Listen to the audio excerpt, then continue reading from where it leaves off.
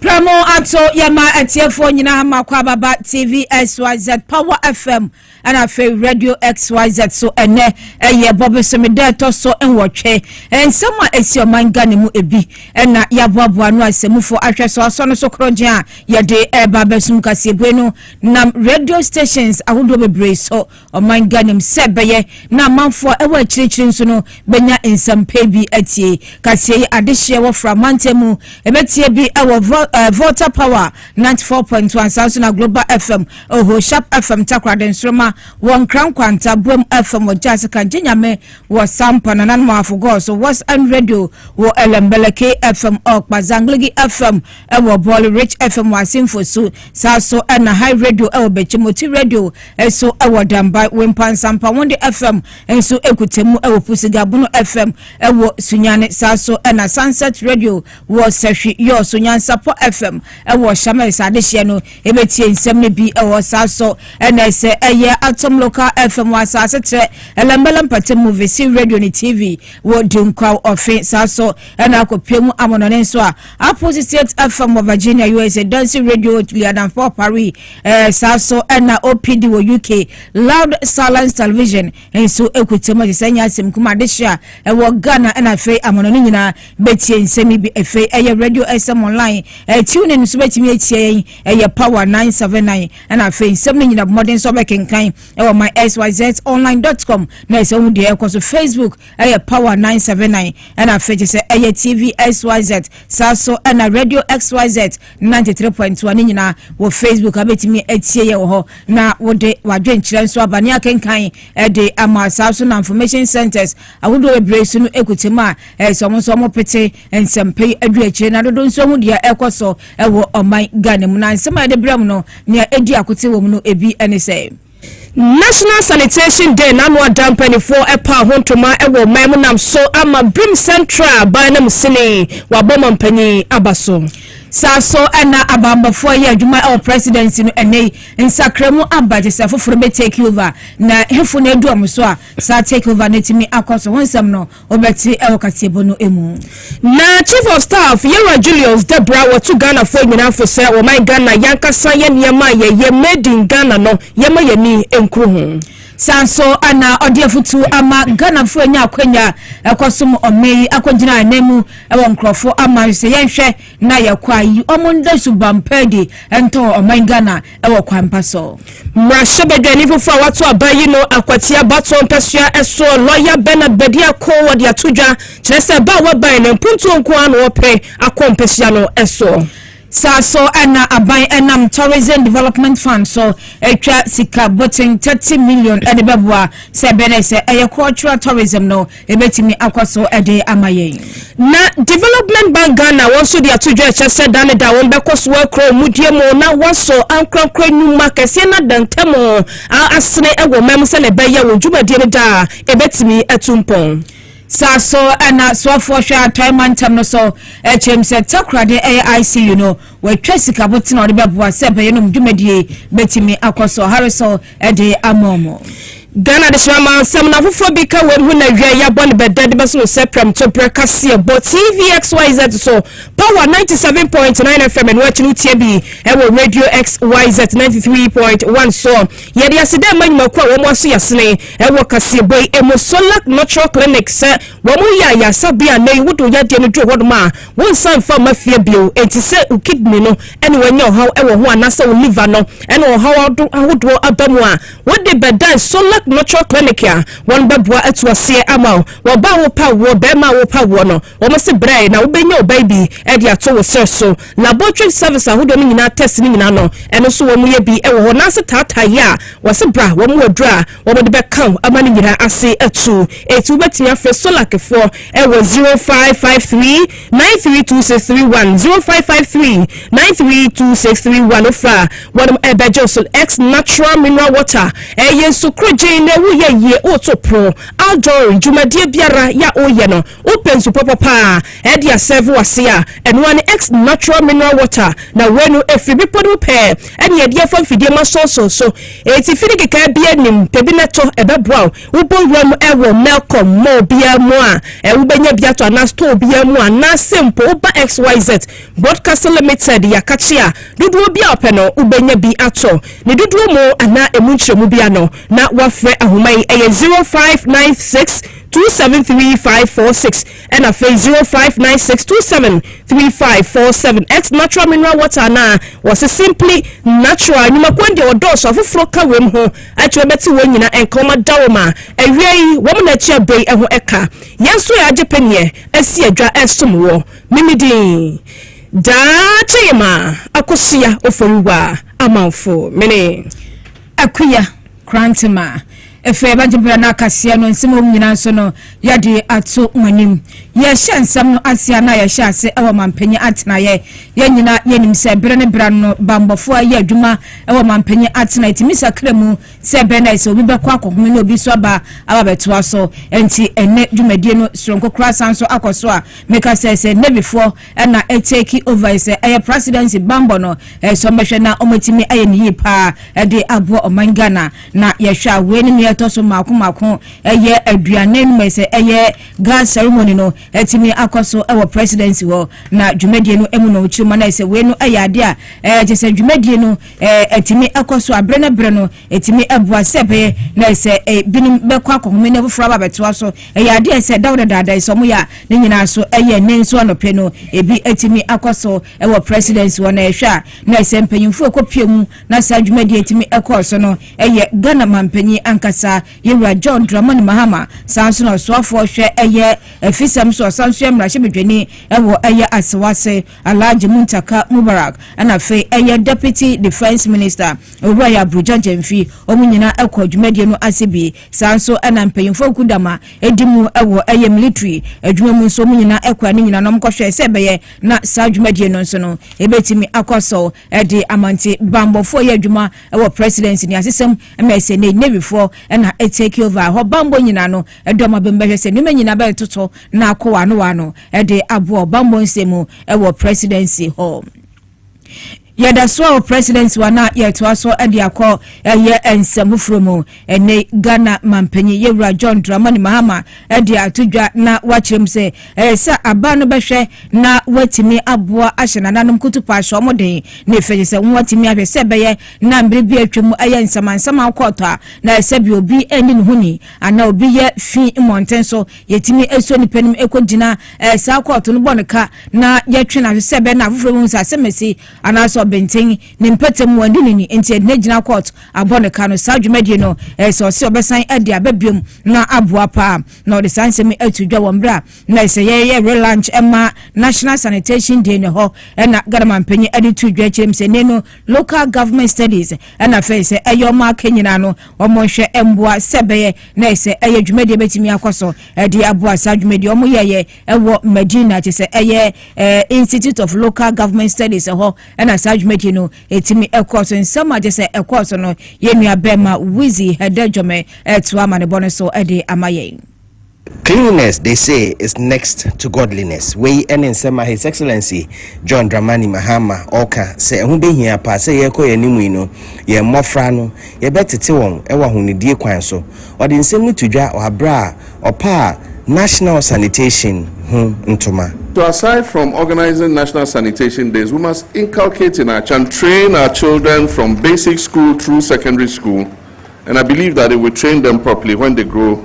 they will not depart from it. Wanenka say mu no asanso echire mu say ade ba ko na yenyi ye boa yempa ene the town castle ana beka say sanitation court no ochire mu say ene obehwe na nanan matrankonya basanso ma wontumi na eba ahonidi a watumi edie animu. Issues dealing with chieftaincy are in chapter 22 of the 1992 Constitution, and I think that the National House of Chiefs and all the Regional House of Chiefs must look at that chapter properly so that we can bring amendments that will reinstate some of the powers of the chiefs. I believe that In every community there's a chief. And so if in every community there's a chief, with the district assembly, people who are persistent polluters will be brought to those sanitation courts and they'll be given the sanctions that they deserve so that we can have cleaner communities, cleaner cities, and cleaner towns. Ne krakra no chire mu say district assemblies no yeko yenimu no ade ba ko de behwe say MC DC yebe sanso renew mandate no ene say ompotemu no ahunidie ebegina brane we ene o say obeye ne efre no national awards ama cleanliness. If you remember when we were inaugurating you, I told the local government minister to tell you that one of your key performance indicators is the cleanliness of your district. It is your number one KPI as one of the key performance indicators. I've asked the minister to put in a system of awards for the cleanest districts. And the cleanest districts will get very handsome awards. And so he's going to put it together and bring a report to cabinet, who will approve it. And every year we'll make provision for the cleanest district awards. And it's not only the DCEs or the district assembly, the traditional authorities in the districts will also benefit from the award. Nice, we will be a power DBD was so many bre now near all them on social media. And they call themselves the bus stop boys. So I want to commend them. After I finish speaking, there's some other ceremony we'll do to assist them to continue with their spirit of volunteerism. But there should be many more bus stop boys. It shouldn't be only them. There should be others emulating their example. And so we need to recognize them so that everybody can follow the example they are making. Na we ayan sempa grama mpanyani tudwa wambra na se aye bus stop boys or ye donation ade aboa se be ye no mdwumadie no ebetimi akoso prae ne ade so mehia nyina no nyoma ne bi ka mo de no achinsu no group no ejina aye omo ahoa na mu eda mampanya se adwuma mo ye ne se bia so ani na ye hu omo hu dia omo so mo ye ade aboa Ghana. Gave us the 50,000 was at the hardest point of our lives where we wanted a mini excavator to be able to do a lot of the silting. And fast forward today, I'm so grateful personally because at the end of the day, it started with me and everybody here also saw the need to join. We are so grateful. Let me also remind you, Mr. President, there are already existing 12 young volunteer groups doing same as we do. The likes of Keep Kumasi Cleaner in Kumasi, the Brotherhood is in Koklobite, the Gandangbe youth are somewhere, was the name Choco. Say, we are so grateful, and because of your kind support, many of the youth are seeing the need to be involved in this. Say, I am particularly passionate about this journey because I do understand that the foundation of life is the environment. And once the environment starts going bad, it simply means that we are going to have more people walking to the hospitals. And no matter what, we cannot guarantee there's 400 people falling sick in a day. So we are so grateful, and we say with this, we are going to push it much harder to reiterate and to state that indeed Ghana is the gateway to Africa, and we must start to ensure that we have cleaner space everywhere. Finally, sir, before I conclude, I also want to remind you that as a student of history, I know that as far back 1996, Rwanda was fighting genocide. Say, today they are the cleanest city in Africa. It saddens my heart because I know Ghana hasn't gone to any war, meaning that we can do much better. But we need to say, deliberately involve young people in the campaign of environmental sustainability. Nice, bus stop boys and Motening. Can I say, Brofona dear, or rattle the was hard? They say, watch it, say, onim dear, oh ye, and when Sembi and yet, ye, no fan to him, saying Yankopo Aya Duma, Ganaman Penny, say, Ebe host presidential media encounter a Ukwada, nice, Bosum de Toso. Eye dupe pepe na South Media nebekoso nti ehwe na say nsem no media for no bia modern say and the questions de akire na adwene ne opeso bi se bia no bibusa na mom no yembusa bepam busa nsem ase bia so wonfa so a bebu aga ne bia bebia so ono nso ewo nti yame adoma ehwe anim ukuada South Media no nso no ebeba so. Jama yanto so na yanko yanime National Sanitation Day ya nanu oda Ghana man panyi His Excellency John Dramani Mahama wasan ejina ne mudie so epa ho ntoma biewu ewo mai emu no o mai Ghana hudo mantam nyina no ba bia obekọ bia no adwumadie no bi ekoso ewo hodomo ukopie mo ewo Brim Central Masin emu ye no ewo proye mantam no emu a Masin krachi pani ye no ewo ho no nyamfo Solomon Kasiebo wodi edomani boaye emom siesie achimo dan ne potemu monchimonka hudo ni nyina emu asisie no omutimi eboa tete ni nyina musin nyina ne se ahunidie se ne beye begyina ne naso na apomudemo sam atimi akonkan na no na yewura brako ede atudwa ya wobo Ghana man panyi His Excellency John Dramani Mahama baso say National Sanitation Day ya wasanya pa ho ntoma bia u kyerɛ sampa man panyi His Excellency ewo ni so de hunu kɛse ede ma o my Ghana ye ka efinya adokro Ghana miamia hodo no a we ya kwanya kɛse pa ya san bo ye nkaye bio say betimi asiesie ye montene eso first Most Mahama administration na sa initiative na ewo honom and sa buy for buy no so say ono ewo ni mutu ade ho and President Mahama buy no wa sign ama ye the sanitation day about through the Minister of Local Government Ahmed Ibrahim. So it tells you how important the issue of sanitation is to the NDC government and President Mahama as an individual. Because my teacher na so memwa inifa ejna fititi pa ye mabu incidents ebabu no se kai hobum se na se we so aguma we a ebema the spirit of communal labor na sabe free body politics any system no matter baba incident every week our municipality am say do say of the national sanitation there irrespective of your political affiliation so what party be sabe you already about inim amanyoku kwa we dey esi nyina yari ehobom na utility amount so ema nkabodu kwa so nkonso eba emebu ni nyina afom eno achino yewura Kasiebo eto aso ekire se yewo mrahodo bi ewo ho ye no eye bylaws bi a edru breti se ye na woni aye wota twetwetwe wo ho firimu a wonmoa miensiesie montre so no sa mra no ebetimi ene wu adinte ho afutuo wode koma wom sen in the subsequent sanitation days ebe observe no ebe implement some bylaws say edu am pan na o'clock na say wa be do shop na mpa ba utimofia the rest of the day no so na utimofia and so dey do shop because say we no feel we dey now expect say edu na embassy say feel now I don't think say acceptable until we no normal say be o ma to two shops no dey feel no ya ga so be two shops no no dey feel yes we am to shops no no make exercise no we are no must have to be on shops ya probably be here ya I was say ahunu bi here because ehun ye dey ahun tinu ko ejuma and you might to say so be yam na so be yawe no ebi say ebi ayi ni important money you be so bi say sanitation yanga efini ya re you should feel by important man say expect say ebi ti be you know ba yam ayi efi say yanga say ejuma abeni abeni na na say kai ho bi ni ma ejuma isi important isi kitchen isi ni ye the sa to aso am bi say yawa ahu ye bi ya etaiba enam isi so no ebi ti ya be na sa na ebi ti me ye fi on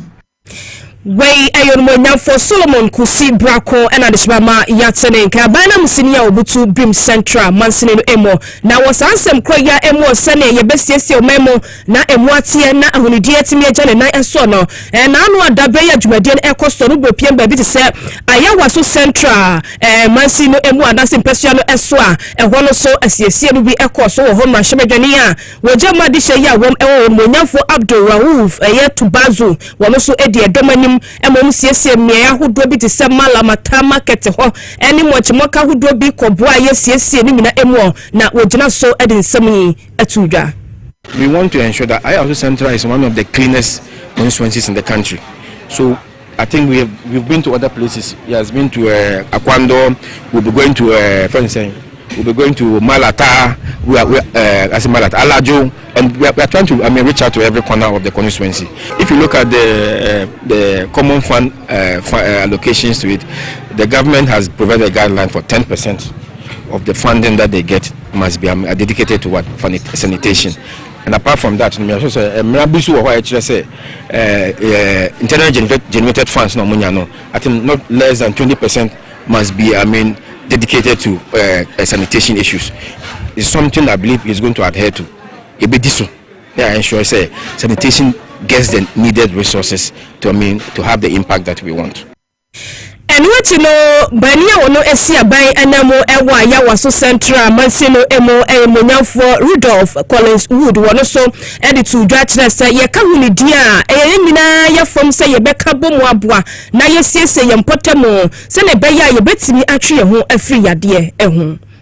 sanitation exercise free titi ya no kwakwasa sa enjina. We need to come up with new innovative measures ebeboa sebi anya se opra ne na wakoda ade be tinu na eguo ntinu we are coming up with sanitation guards omunso omobebua say jumadie ti se na ye ahanum we will use the unit committee members, we will use some of the constituency members to monitor say yes and come back the same thing again until we are putting up strong and hard measures ebeboa. I believe say cleanliness is next to godliness. Sabi I was say over sanitation no personal. And yes, over no personal say bia obenye ska o mu na obenye bibie fimu. But kromu ye fa. Sabi ti say na ye tu kwan ye kwa ma no yes o broni kromu ye fa ni ade no. It's a conscious effort. And yes, osori anopa na e wa ye fa. But omu de omu hye jumadie no mu. Wey eye manse krachepenia wono ewo ayawaso central onmonyam for Rudolph Collingwood Williams and adishmama Yatsinin King. Honorable Yechiawa brothers we so mu feel papa am so obadwuma am so obadwuma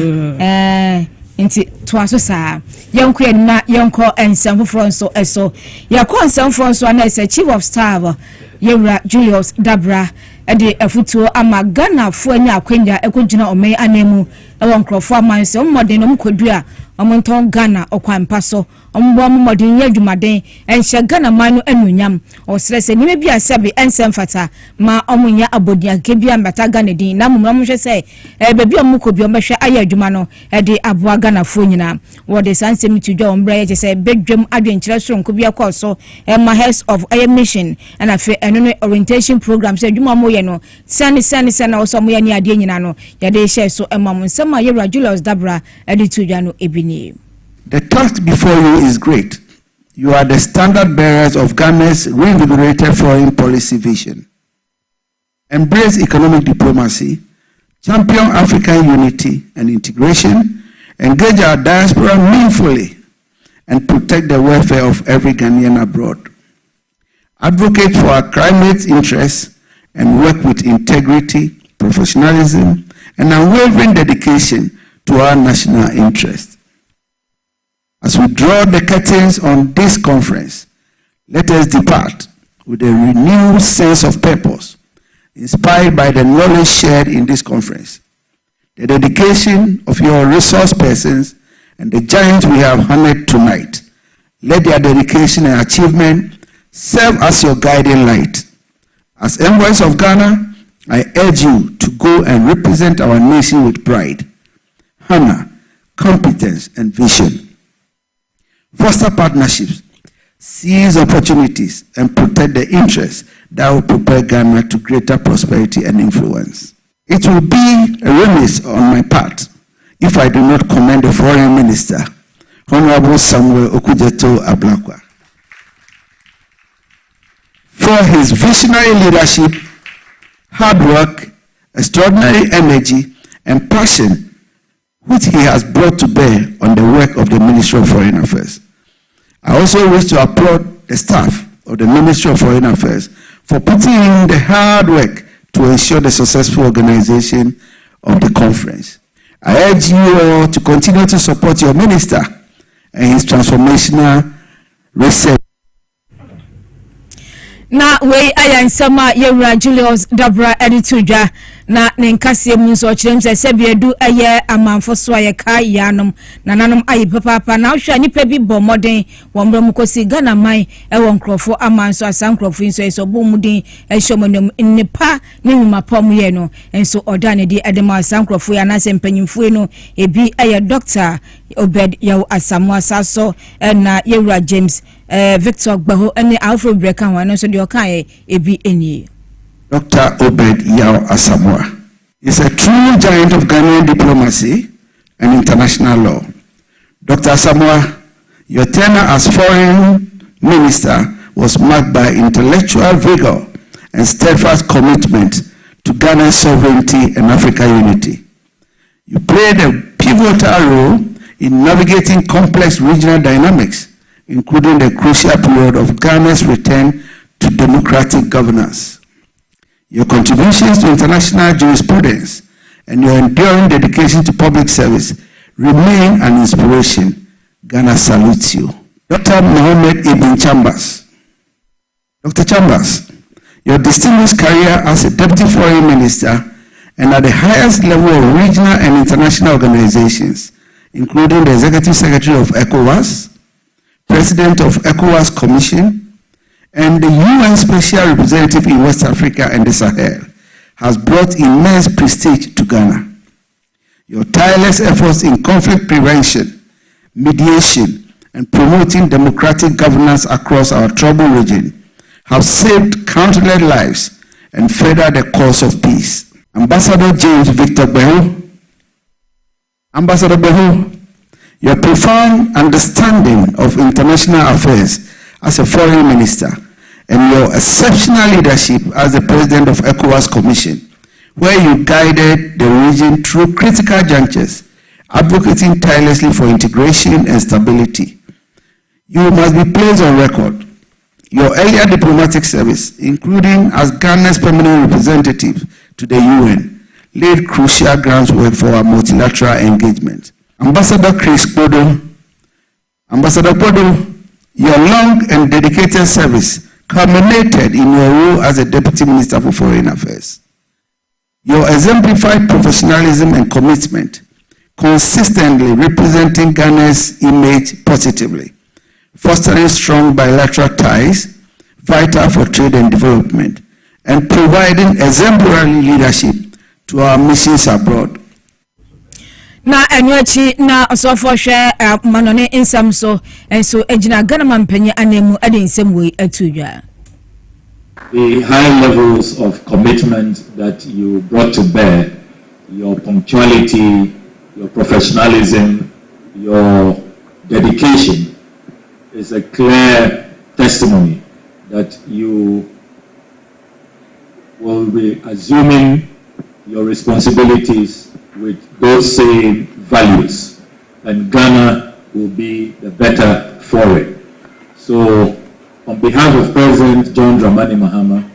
I salute all of you. I commend you for the shared commitment that you have demonstrated this week.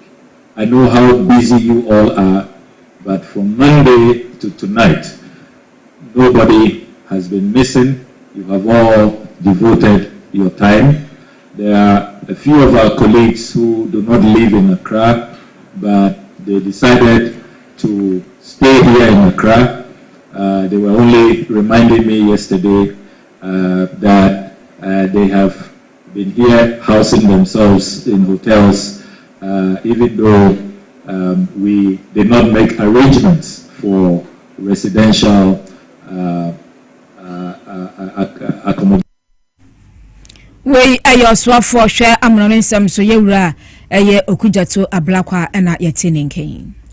Na panifo yi na fo mienu esi hono na wode ebo o my Ghana niema hodo ayeye ewo mai emu dawo ya no na eye Ghana exhibition na ni nyina ne se ye wo niema hodo pinu a wo mai mu abreni abeno e kame se ya na ya gine totwene na emum no ye dane ye ni ehwe man hodo so na ye kokodi dwa na se ye koto wo niema e de bo mai emu na ni nti na panifo yi sa na fo mienu si ho ya na wode ebo my Ghana de hye ye japade ye niema ehudawo e wo dwumade no ase no Chief of Staff Yera Junior Stebra Ekopiemo ewa sied na nimu nyam ekota echire na breye ogina simpie so wo kasa no na wode aso Ghana fo nyina anim se wo man Ghana ye wone papa ye wose ye ma ye ni ekoho ye esan se ye kanuane a ye obi na so ye behwei enkoko funu na asefo ne ye kra ne ye di bo memo ne ye ri na edenya de wahodo na ebreye ye ka anwen di ahodo ane ma ye de kasa ye de ensa ye ni nyina ye obi ewo memo obesre se ye bema ye ni ekum ho na ye ma ye ni ekoho ye no a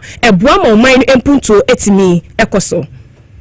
Our 24-hour economy policy is designed to create more opportunities, reduce bottlenecks, and ensure that Ghanaian businesses operate in an environment that matches your ambition and creativity. Today, I'm encouraged to see key partners such as the Ghana Export Promotion Authority, Ghana Exim Bank, Ghana Enterprises Agency working hand in hand with you. Their presence here is not symbolic. It is a clear demonstration of our shared commitment to scale up Ghanaian enterprise, open access to finance, and prepare our businesses to compete, not just locally, but across West Africa and beyond. It is time, ladies and gentlemen, for made in Ghana products to make commanding spaces on supermarket shelves, in international markets, and in homes of people everywhere. Our fabrics, our food, our crafts, our technology solutions, all of these reflect a Ghanaian identity that is strong, unique, and world-class. To our exhibitors, let me say this: you are not just showcasing products, you are showcasing Ghana's future. You are showing us that with persistence, quality, and innovation, Ghana can indeed rise to occupy its rightful place on the global market. Chief of Staff Yera Julius Debrana Dishmama Yatin and watching no penny quantro for ya one the Ghana Enterprise Agency no munya for Margaret and say bon samanisa mago one so ewojumade no ase no wojani mudie so e to dwache say enuma nkuma dantamoni akese no ehunhia pa ya wose yema yani ekoho ye na Ghana Enterprise Agency one ma fom de bi obeye say o my Ghana nyuma ebetimi etumpon no won behwe aye ne sa pepepe. We are the only government agency that has the mandate to promote and develop SMEs in this country.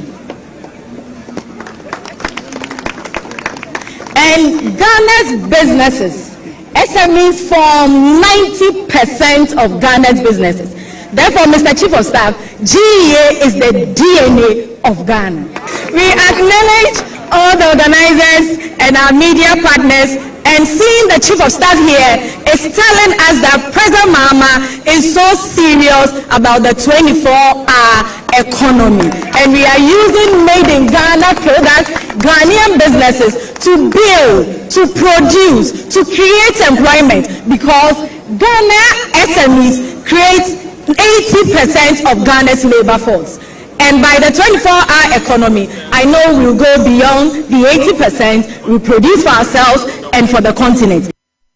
Way ayo penny quantro for ya no and a Ghana Enterprise Agency no would munya for Margaret and say ena yetin king.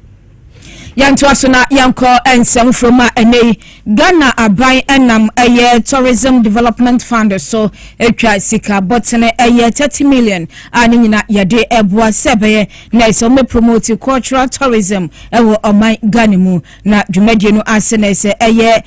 policy advisor ma president no Dr. Samuel Ofosu Ampofo e de sansemi etudwa chem se ni nyina no aye ade se ebetimi abua na Ghana se aye amono some near say a would cultural settings cinema no be above from Nina Nati for the Sansam to ja one local pay a year or guamai a futu afashe jumediano I say. The Creative Art Agency working with the Ministry of Tourism and Art and Culture, government is investing in unprecedented opportunities for our creative to flourish, allowing them to earn sustainable livelihood while flying high the proud flag of Ghana across the globe. Our tourism sector, strengthened by a strategic investment through the Ghana Tourism Development Company and the Tourism Development Fund, which has already disbursed over 30 million Ghana cedis, is ensuring that festivals such as the Fetu Afashe remain both cultural sanctuary and engines of economic growth. From tourism to the creative arts, from cultural enterprises to innovative startups, our young people are discovering new avenues of growth inspired by traditions such as the Fetu Afashe. Na we aye doctor eye ofosu ampofo ne atini nkoko ginemu de ma mampanyi abedi akire no achi no so no na se eye planning committee chairman ma dwumadie no se Charlotte Osei so de nsemsei eto aso. Channel that same pioneering spirit to build a thriving creative economy that will ensure sustainable growth for generations to come. In this journey, the roles of our chiefs and our youth are paramount. We look to our revered chiefs to guide, as the custodians of our traditions, to guide us in this new era. Your wisdom, Nananum, is the bridge that connects our past to our future, and your leadership is crucial as we navigate the path of innovation while preserving our cherished heritage. To our vibrant and talented youth, I say this: you are the engine of our creative economy. Electoral Commission, Mame Charlotte Osei, and Yetininki. Opanyifu fra yato aba no se mrahye bedwane ojamade hye ya wom ewa kwati abaton pesua no eso wormonyafo Bernard Bedi Akombeido wode yato dwe chese gidia omanfo no enya ye ewo ne mo egina so eto aba ema no won masa gidie no entofo mu da obekoso agina ne mu die mo aprimpunto de abrade hye ya wom ewa kwati ane ne mpotemu ogina so ede aseda eko ema NDC mpenifo ne ade hye nyina se ebrene duru ho no wom nyina beta na chi ema nkurumdi etese ye ko emano woni NK Obrimpo ne disa enkomo ewo dwabasi dwumadi a ekoso ewo Power FM so kokoto aba in the run up to abato on nsembebe but we ase ayeto aba no ekenkan we ya ebodi se eyamina medin kunim no with mixed feelings ba koye enigesem se enyonyamo a akwati aman edi asheme if we NDC amanyuko ne chance NDC for le man cause independent candidate the NDC amanyuko ne di kan yi mi di anim the NDC for NDC ku nankasa no ame de aseda de mom me da o masepa yi se o mu hu me se me fata se betimi adi ku anim ko ye ko primaries NDC for ne to abayi mi ansa na apart for nankasa na kwati aman akere odo enti na enije wom kakra yatena kwatia yeni makwatia problems look with the microphone kwa kwatia bi abeka how natural or how need be but I dey critical dey kwa be faso aso okay it when you move to the people me assess o yen se woka se minimum how chiro mo how no sampa se onimu that's the first test so utimi establish se onimu afia so wo dey akwan a opeso de gu enyama de gu akwan now the solve how no the more akwan a enye wa so ba obehu oje tumta ampa akwati akwan enye na azama o kan say oh akwan ne dey start ye kwa saman kese no mu aya ye bia na na egu so banka kanka can you imagine it yes akwati enya hwe nti no mi hwe kan nti na so mu follow sympathy so ye manipa hope ni a chom say ya base ye ba be ya fam de de abo akwati amai na no ene kai na to ni panasum say eh we ni party ti ya bi mpuntu sem no ne mo kwa kwatiafo abamabu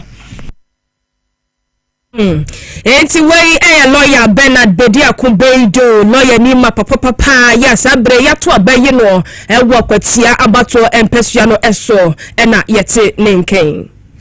yanto aso embohwe enko atoya mantem no emu so far ogina abane mu ehwe atoya mantem no so onunyafo Joseph Nelson enso adedwumadi sunko bi asinani so behwe na waye campaign ade aboaboa isika no anya hwe kura ne 3 million Ghana cedis na some dia ye first ever intensive care unit ade ama ayaresabia ewo takrade no ode sansemi atudwa wo mra ise conference ronko ekoso ewo eye atoya mantem no mu enso onunyafo Nelson ade tudwa no ebi eni see you as my yake munia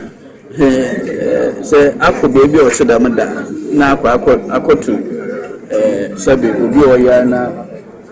origidam ayarehwe na ebeta ase nkomo ayedi ebeta ase pa why we need to do everything possible to have it in good time because in there one hodino you never know what will happen it's your best yeah yesu mi anya yebodewu wadawo ma yebodewu ebia na ochina mpo na mbo bi efi bebi aba no we twa ya hodo ko cha asa but ye can see ade yes ankranko bi obotuma abo yundumaku bi a obotuma abo wosun regional na we ayansema onunyafo Joseph Nelson ohwe atoyamantem so de to dwanuachi no na se aban anamsefo akratefo maako dunan a ewo mantem no so nyina ahyebo so mehwe na se ni suade hu no atimi abamu amano as intensive care unit for the hospital. That's more than was a Western region. Now Western region that was in now regional hospital. Most of the times. Na just say a year and some no ebi ena muti. Adishmama yantu so na yefa seda emanyuma kwa wo mo aso yasene ewo Kasiebo emo madama na bribia yatena sese ya de Kasiebo no ebeso mo ene yemfa bi ema dentist step mother care penifo waso yo ofo wotime kasabre na se wawo ope eniema papa dia ma oba na kra oba no dia na wo de wede achem wo dentist step mother care open kwadanta ade so yo oba bema ana se ope bicycle tricycle baby cots ana car seat no baby walkers high ebio baby bouncers ne swings no ni nyina oba obenya biato baby diapers breast pumps ne kwadani ane no ni nyina boda fomboko ne mama ye papa ya woto a wu no hu da biarada na gentle step mother care won machi kwan no wo mo was Pinterest road wo be Pogas furniture no wo ne Absa bank no ena edi enhwani mu eti wo be frɛ human na wo ne wom edi mu enkomo 0244238477 ena 0245681085 ofra one ebejo so XYZ Broadcasting Limited yes ye bi ya promo ato hono ama tiefo ni ahwefo nyina sanse wo obi a wudi dwa na wo de wadwa ton de na ba ya bohu dawo kama edi ama keto obi anso se business no se de tie bia no oba e benya ho bre na ya bohu dawo ama obetimi afra homan na emu nchemu aka bia no waje free empanifo nchen 0533825870 0533825870 fra wo beje so na dwuma yi dwuma asa be no ukoye bia betimi aboa pa na we ye dwuma ko bia wo se opade hye bi ene won ma ye dwuma uyo bia woni mtire bo se ye kero ana se rasta no ubo ro metire bia woni mu ye no okwa ombe ma ho akonya no ama ba ne kama ya we no bo so be so no 1500 Ghana cedis ubeje edi agu botom won kra ha ya hatwo eti ubefre ahoma no na woni wom edi mu enkomo mu nchire mu bia ka kire no wom edi be ma 0246473271 0246473271 ofra obeje so mensaka ya shet na wotwefo frase eti wose wunya sika gu botomu a eti ubefa ofo ni sisi ya na wa dial *274# *274# select Power FM this share so utwa ba ko bia tum no a 5 Ghana cedis dodo bia wa ho ode besoso bia no wodi atwagum sa ubedi sika be 50,000 Ghana cedis umpe we na apede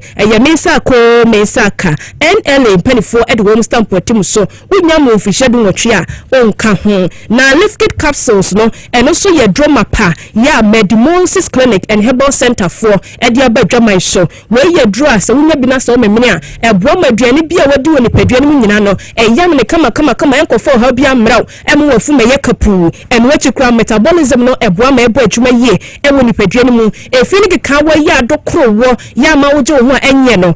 liquid capsules no ena ebedi wa kagire mu support liver no ma ebo adwuma yie woni paduane emu enye na ego pharmacy shop ne herbal shops ahodo a atwe ho hia my Ghana fana ba bia 0244 068447 0244 068447 fa Medimosis Clinic in Benifo ebejo so mega cash lucky box no for phone we dial *426*5# *426*5# afei na wadi hyehyɛ no so o select box ba ko be bia mu no na kyese wa na wudamu o disikapudo 500,000 Ghana cedis emu odrupa ebeboa mo de ye nyema bebre etabibia no de yan se wo betwa aguru bebre wo bedisika e de agu botom enele wo mo do stamp watim so wanya kwanchan agro enti ya na wadi biwai wanya brufisha edu watwe konkon ande a wo betimi adisa agro wei ebi enye adeshima ma ye gina we so na ye twe ho taw aba ye ba ye de ni gide Kasiebo ena ebeto am so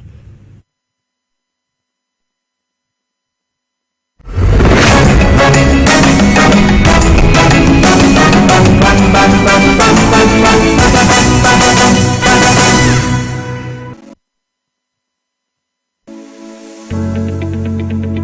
National Petroleum Authority hereby cautions persons engaged in illicit storage and trading of petroleum products to comply with the regulatory requirements to operate in the downstream petroleum industry.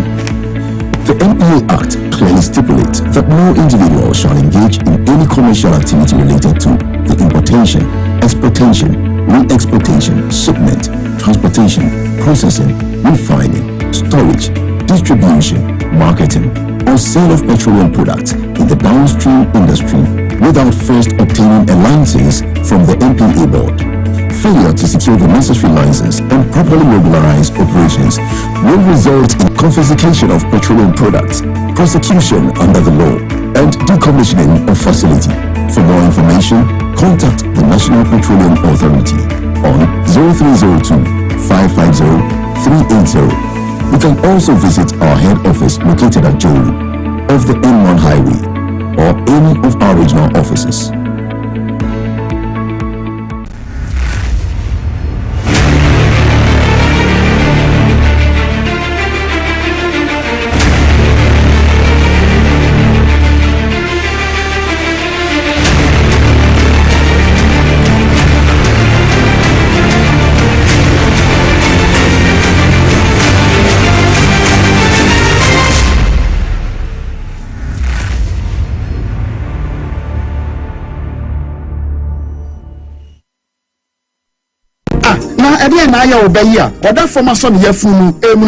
Oh, Mr. Entry,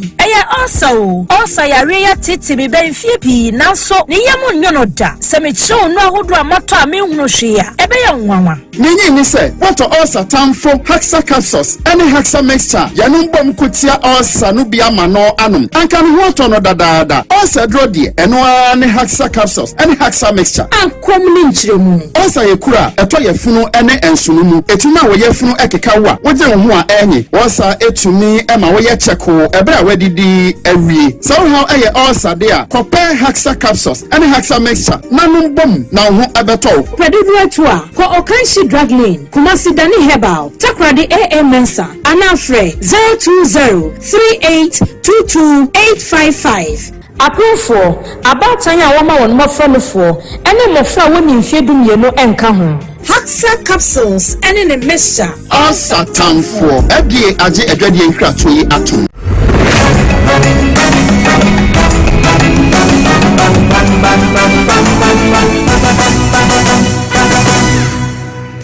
Ghana de Shimama Yamamu nyina kwa babio assign Adamwase TVXYZ Suni Power 97.9 FM Radio XYZ ewia prem to break Kasiebo ena gusu ahwehwe bie na wutie bie bredre no ye de negidie Kasiebo ena eto so ya dubia enimpiesie aginedwa ya mo akwaba akosia mejo so na mishase EDF Ghana Tourism Authority na eho na what chese Black Star match won Mali bono will be live ana ewo Balaboma Beach Ghana Tourism Authority sa football match live won Ghana Football Association na akabomu na wo be sa Jumedino ewo ho na Jumedina sin wo be live screening the Ghana match no so wo be activities be to say games any day if we are interviews ebekoso so ewo ho no menti Jumedia ebekoso ewo Laboma Beach ene between eno Ghana match na yakwakohwe no ewo ho eno na wotonsa de afre obia se wudin ho kwan a bra Laboma Beach na bra na be join GTA Ghana Tourism Authority na munyina mumum na mbo no enyefe ana ne ehwe na enyefe na akosa yefi ho no ma memene da no yekojao King Nicholas yen colleague ba ko King Nicholas ne papa ka baby happy bed ne nickname ne na it was a beautiful scene and as the hode ne mum se na nyina ye bo mutwi